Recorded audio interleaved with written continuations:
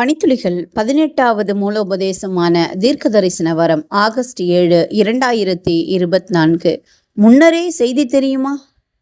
அஞ்ஞனம் பார்க்கிறவர்களை நாடி குறி சொல்லுகிறவர்களை தேடாதிருங்கள், அவர்களாலே தீட்டுப்பட வேண்டாம். நான் உங்கள் தேவனாகிய கர்த்தர். லேவியராகமம் 19:31. ஒவ்வொரு நாளும் செய்தித்தாளில் தங்கள் அதிர்ஷ்டத்தை பார்க்குற பழக்கம் உலகம் முழுவதிலும் காணப்படுகிறது. அன்றைய தினம் தங்கள் வாழ்க்கை எப்படி இருக்க போகிறது என்று ஆர்வத்தோடு வாசிக்கிறாங்க. ராசிபலன் பொதுவானவற்றையே பேசுகிறது, எனவே பயன் ஏதும் இல்லை. 1948 செய்யப்பட்ட பரிசோதனையில் வெவ்வேறு தேதிகளில் பிறந்தவங்களுக்கு ஒரே ஜாதகத்தை கொடுத்தாங்க. அவர்களும் அது தங்களுக்கு பொருத்தமாக இருப்பதாக சொன்னாங்க. நடக்க போவது தெரிந்தா வரும் ஆபத்தை தவிர்க்கலாம், பண விஷயத்துல நல்ல லாபம் சம்பாதிக்கலாம், உலகத்தின் போக்கை கூட மாற்றலாம். எந்த பங்குகளை வாங்குவது, அடுத்த தேர்தலில் யார் வெற்றி பெற போறாங்க, இது போன்ற தகவல்களை வேதாகமம் வழங்கவில்லை. ஆனா தீர்க்க தரிசனம் சொல்லும்படி மனிதர்களிடம் தேவன் கட்டளையிட்டிருக்கிறார்.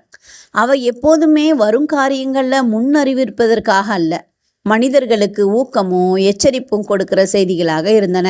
யாத்ராகமத்துல இஸ்ரவேல் புத்திரருக்காக அல்ல, அவங்கள ஒடுக்கிய பார்வோனுக்காக தேவன் ஒரு தீர்க்கதரிசியை நியமித்ததை பற்றி பார்க்கிறோம். கர்த்தர் மோசையை நோக்கி, பார், உன்னை நான் பார்வோனுக்கு தேவனாக்கினேன், உன் சகோதரனாகிய ஆரோன் உன் தீர்க்கதரிசியாய் இருப்பான், நான் உனக்கு கட்டளையிடும் யாவையும் நீ சொல்ல வேண்டும்.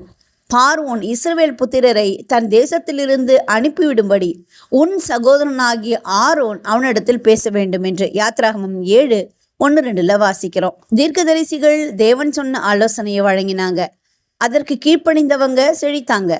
அந்த உண்மை இன்றைக்கும் பொருந்தும்.